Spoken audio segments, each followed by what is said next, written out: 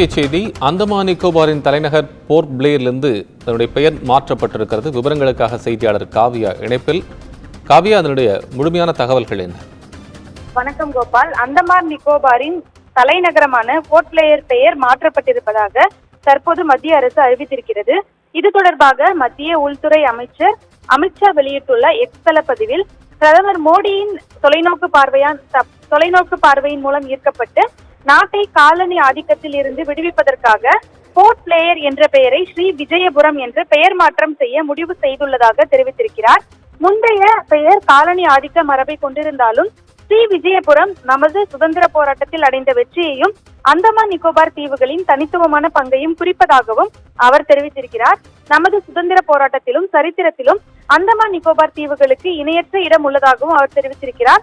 ஒரு காலத்தில் சோழ பேரரசின் கடற்படை தளமாக விளங்கிய தீவு பகுதி இன்று நமது வளர்ச்சி மற்றும் தொடர்ந்து முன்னேற்ற நடவடிக்கைகளுக்கான தளமாக விளங்குவதாகவும் அவர் தெரிவித்திருக்கிறார். நேதாஜி சுபாஷ் சந்திர போஸ் மூலம் தனது இந்த வெளிக்கொணர்வை நடத்திய இடமும் தொடர்ந்து வீர சாவர்கர் உள்ளிட்ட சுதந்திர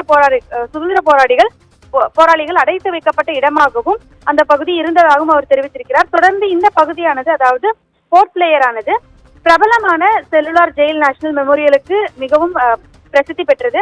அதாவது இந்த பகுதி ஒரு காலத்தில் சிறைச்சாலையாக இருந்தது. அங்கு பல சுதந்திர போராட்ட வீரர்கள் மற்றும் பலர் அங்கு, அதாவது இந்திய சுதந்திர போராட்டத்தில் பங்கேற்ற பலர் அந்த சிறைகளில் அடைத்து வைக்கப்பட்டிருந்தது குறிப்பிடத்தக்கது. விவரங்களுக்கு நன்றி காவியா.